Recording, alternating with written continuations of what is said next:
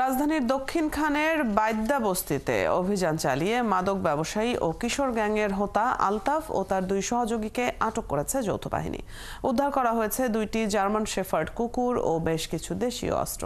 সেনাবাহিনীর কর্মকর্তারা বলছেন ৫ আগস্ট উত্তরা পূর্ব থানায় হামলা ও লুট করা অস্ত্র এই বস্তিতেই লুকিয়ে রাখা হতো। আলতাফের বিরুদ্ধে অস্ত্র ও মাদকের 10টি মামলা রয়েছে।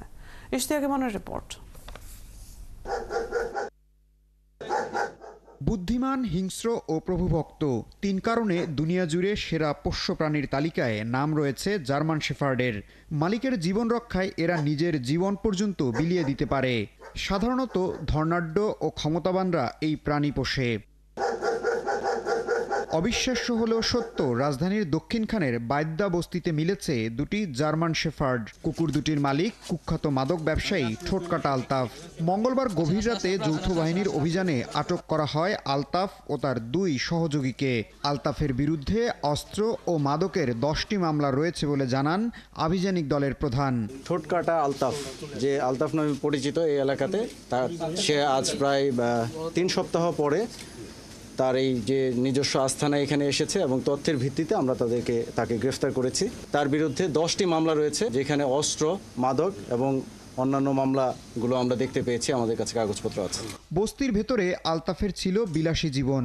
গিটার, একতারা, টিভি, ফ্রিজ, ওয়াইফাই সহ আধুনিক সব সুবিধার বাংলো বাড়ি দেখে বোঝার উপায় নেই বস্তির ভেতরে এমন জীবনযাপন করা সম্ভব।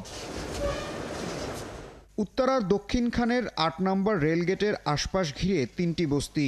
অপরাধের অভয়ারণ্য হিসেবে স্থানীয়দের কাছে এগুলোর পরিচিতি রয়েছে।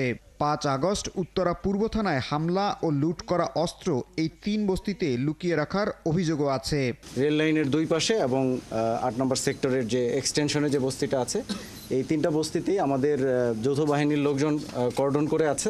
উত্তরা পূর্ব থানা সহ অন্যান্য থানা থেকে যে ধরনের অস্ত্রগুলো লুট হয়েছিল, সেই অস্ত্রগুলোর একটা অংশ এই বস্তি এলাকায় থাকার যথেষ্ট সম্ভাবনা রয়েছে। রাতভর এই অভিযানে 3টি বস্তির পুরো এলাকা ঘিরে ফেলে যৌথ বাহিনীর সদস্যরা।